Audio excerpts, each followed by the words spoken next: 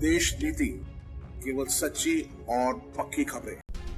दोस्तों, मध्य प्रदेश, राजस्थान और छत्तीसगढ़ ने बीजेपी की जीत की चर्चा हर तरफ कर रखी है। ऐसा नहीं है कि कोई अपनी हार स्वीकार नहीं कर रहा है या कांग्रेस अपनी हार स्वीकार नहीं कर रही है। कांग्रेस पार्टी ने अपनी हार स्वीकार की है, सबको करनी चाहिए और बीजेपी की मेहनत जो है उसको भी देखा जाना चाहिए, नकारना नहीं चाहिए। 3 राज्यों में सिर्फ बीजेपी की जीत पर आप ध्यान देंगे तो शायद वो निष्पक्ष चुनाव के लिए ज्यादती होगी। इसलिए आपको यह भी जानना चाहिए कि बीजेपी अगर जीती तो हारी कितनी जगह। दोस्तों, ये भी तो जानना चाहिए ना आपको। मैं तेलंगाना की यहां पर बात नहीं कर रही हूं, बीजेपी वहां तो हारी ही है, मगर क्या मध्य प्रदेश जिसकी चर्चा हर तरफ हो रही है वहां मंत्रीगण अपनी सीट बचा पाने में कामयाब साबित हुई है? क्या वो लोग कामयाब हुए हैं? दोस्तों, सवाल जो शायद आपके दिमाग में कौंध रहा होगा और उसका जवाब आपको कहीं नहीं मिला होगा, इसलिए आपको इस खबर में हम बताएंगे कि मध्य प्रदेश में कितने मंत्री हारे, क्या उसमें कोई बड़ा चेहरा भी शामिल था। सब कुछ इस खबर में दोस्तों आपको बताएंगे। नमस्कार, मेरा नाम है जयंती झा और आप देख रहे हैं देश नीति। मध्य प्रदेश में एक बड़ा चेहरा नरोत्तम मिश्रा यानी शिवराज सिंह चौहान के कार्यकाल में जो गृह मंत्री रहे वो अपनी सीट नहीं बचा पाए।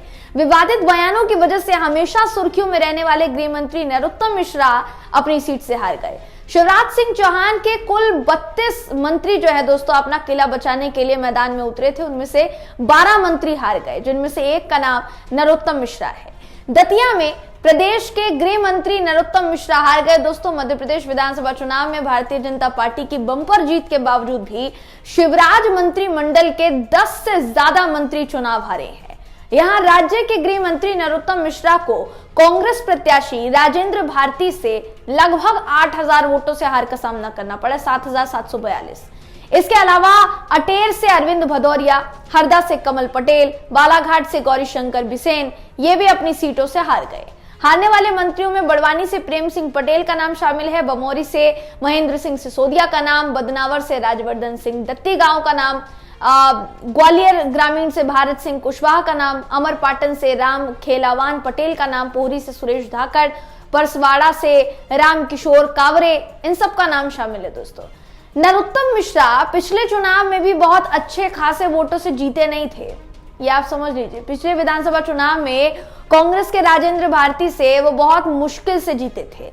अब नरोत्तम मिश्रा जी जब हार रहे थे तो इन्होंने रिकाउंटिंग की मांग की, यानी चुनाव में रिकाउंटिंग का मतलब दोस्तों दोबारा चुनाव की काउंटिंग कराने की मांग, कि भाई आप दोबारा से वोट गिनिए, जरूर आपसे कोई गलती हुई होगी, जरूर आपसे कोई गड़बड़ हुई होगी, क्योंकि जनता मुझे हारता हुआ नहीं देख सकती और मैं तो हार ही नहीं सकता। तो इन्होंने क्या किया, इन्होंने रिकाउंटिंग की मांग की। पर बोलते हैं ना दोस्तों कि निष्पक्ष चुनाव की यही एक ताबीर होती है जिसके लिए निश्चित तौर पर चुनाव आयोग की तारीफ की जानी चाहिए, सराहना की जानी चाहिए। रिकाउंटिंग करवाई गई, रिकाउंटिंग में भी कांग्रेस के प्रत्याशी ने इनको 8000 वोटों से हरा दिया।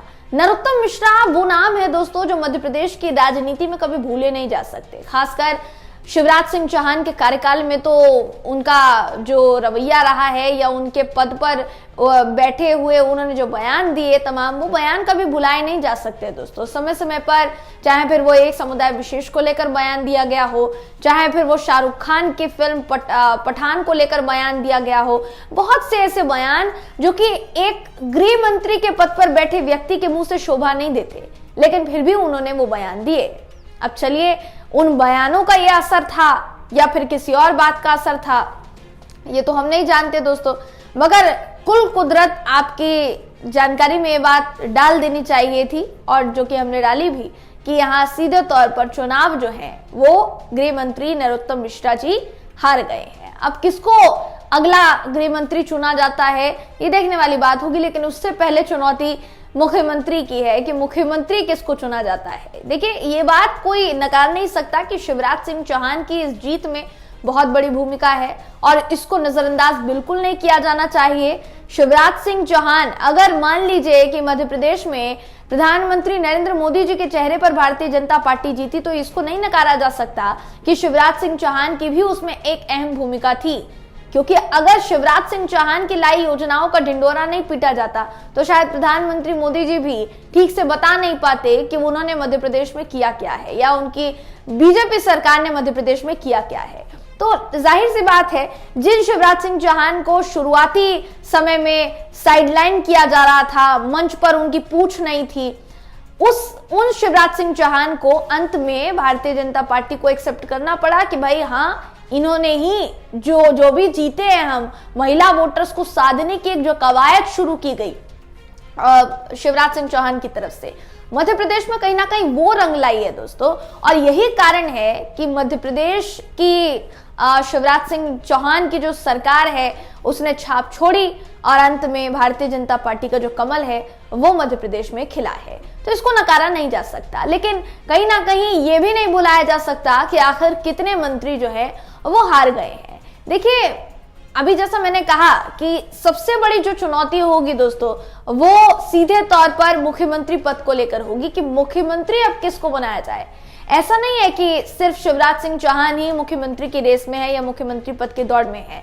शिवराज सिंह चौहान के अलावा कई केंद्रीय मंत्रियों को मैदान में उतारा गया था भाजपा की तरफ से, और वो लोग भी राह निहार रहे हैं कि भाजपा उन पर भरोसा जताएगी या फिर नहीं। तो देखने वाली बात यह होगी कि जो दगाबाजी शिवराज सिंह चौहान ने भाजपा के साथ नहीं की, क्या वो दगाबाजी पार्टी आलाकमान शिवराज सिंह चौहान के साथ करेगा? ये एक बड़ा सवाल है दोस्तों। वहीं मंत्रियों की हार जो है वो तो जग जाहिर हो चुकी है। 32 मंत्री उतारे थे, 32 में से 12 मंत्री हार गए, 20 मंत्रियों की जीत हुई है। आप ये समझ लीजिए, तो एक बड़ा आंकड़ा है 12 मंत्रियों की हार का। आखिर उनके काम से या उनके विभाग के काम से जनता कितनी खुश नजर आई, ये आप समझ सकते हैं। मध्य प्रदेश में जितनी अपराध की घटनाएं सामने आई या जितनी भी लिंचिंग से जुड़ी घटनाएं सामने आई दोस्तों, वो देखने की जिम्मेदारी अगर किसी की होती है तो वो गृह मंत्री साहब की थी, लेकिन गृह मंत्री साहब ने कितना बाखूबी निभाया उसको, ये कहीं ना कहीं देखा जा सकता है। शायद हो सकता है कि इसी वजह से वो चुनाव हार गए हो। फिलहाल दोस्तों इस खबर में बस इतना ही है। आप इस खबर पर क्या सोचते हैं, आपके इस पर क्या राय है, कमेंट करके जरूर बताइएगा।